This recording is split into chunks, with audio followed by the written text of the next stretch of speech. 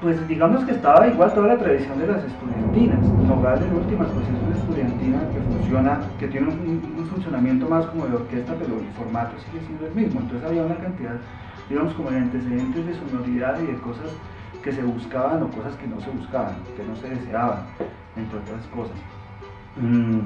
Y en relación ya, digamos, como con el desarrollo de la familia del instrumento, solo hubo una experiencia fundamental que fue en la estudiantina Bochica, que en algún momento incluyó un instrumento, una bandola contralto, le llamaban, afinada una cuarta por abajo, y también en otro momento, y para algunas piezas particulares fundamentalmente, incluían una bandola soprano, una bandola afinada por arriba de la bandola normal. Digamos porque en ese momento las bandolas normales no eran muy afinadas en los registros agudos, entonces básicamente buscaba solucionar esos problemas. Sí hubo antecedentes importantes, y esos dos instrumentos se deben, uno a José Vicente Niños, un instrumento que todavía está por ahí, incluso sonó hace un par de años, y el otro es una bandola que mandó a hacer Julio Roberto Gutiérrez, que vino a parar a mis manos, forma parte de la colección que estamos mencionando. Sí.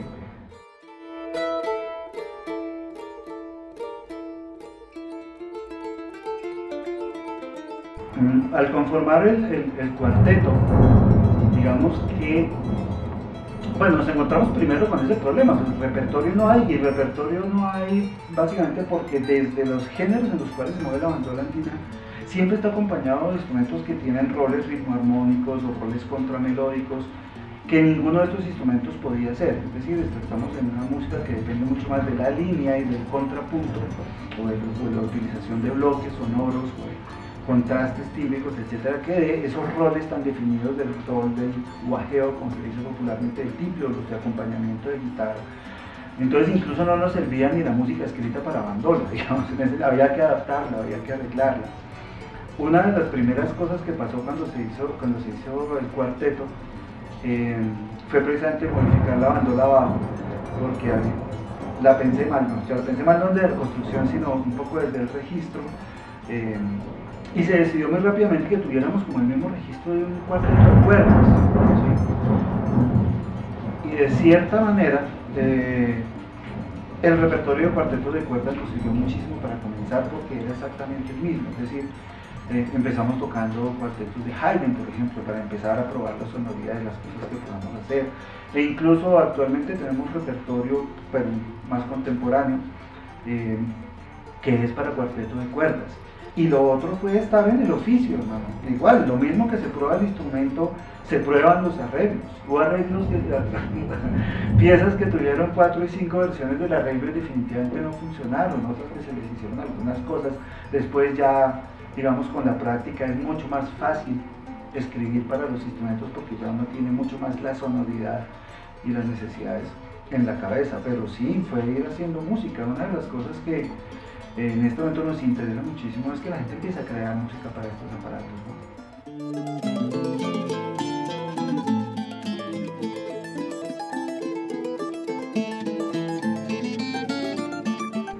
Wow, esa experiencia ha sido muy interesante. Primero porque nos volvimos a reencontrar con viejos compañeros con los cuales no hacemos música hace mucho rato, especialmente con Fabián Forero, indudablemente el mejor bandolista y el más estudiado y el más concienzudo que ha tenido este país, una persona que ha producido mucha música, que ha trasegado el mundo, que ha tenido contacto con estos directos, con estas agrupaciones que mencionaba en Europa, especialmente porque desarrolló estudios allá en España, se graduó, el único de nosotros que tiene grado en instrumentos de plectro en Europa. Y fue bueno, el proceso fue el mismo pero un poco más corto, ¿no? Porque a esta primera experiencia que fue en 2008, a esta primera experiencia que fue en 2008, en unos talleres que se hicieron en el marco de un festival, llegaron como 50 personas, bandolas de 12, de 16, de 14 afinadas en si bemol, afinadas en do, llegaron estas bandolas de tocancipá. Eso fue una locura, porque tocaba escribir cosas y traspasarlas y transportarlas, y bueno, y sonamos 50 en una pieza, en 2 piezas muy cortas.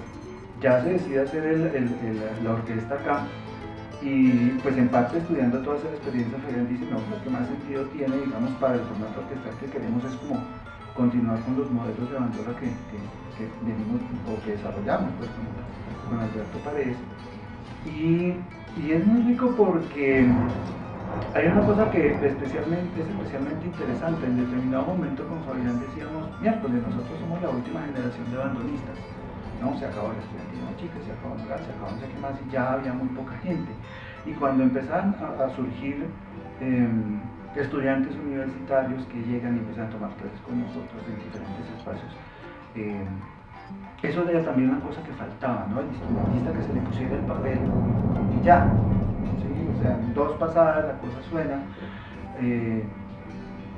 Y ha sido una experiencia muy rica porque es estar uno con sus estudiantes, con sus colegas, en un espacio distinto donde ya no es el profesor, sino es otro colega más con ellos, un espacio también de empezar a experimentar con los arreglos, igual de buscar música, de lograr unas sonoridades orquestales deliciosas, algo que por supuesto con el cuarteto no podemos hacer. Y para mí es una absoluta maravilla, digamos, como un privilegio, digamos, en ese sentido, poder estar en ambas agrupaciones, ¿no? En el formato de cámara pequeño y en el formato de cámara amplio, no somos 20 músicos en la orquesta.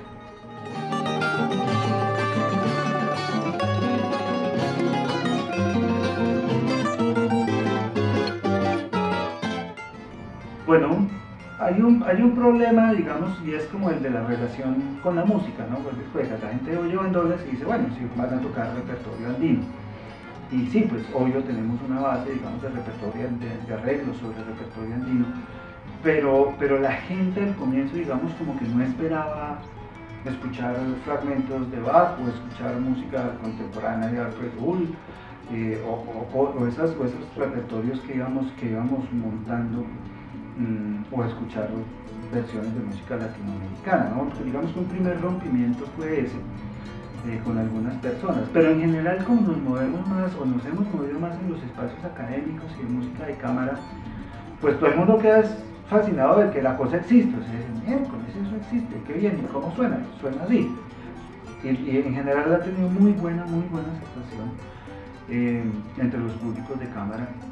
Hemos tocado también en espacios abiertos, pues, en plazas, y la gente se interesa muchísimo. Claro, los mismos instrumentos llaman la atención, especialmente digamos que la bandola bajo llama la atención por su diseño, por su forma, el momento de no tener una sola escala, en fin, sus características técnicas. Entonces como que se acercan un poco por eso, pero en general todo el mundo dice que eso suena muy rico, suena distintísimo, ¿no? Algunos nos decían, oigan, metan un tiprecito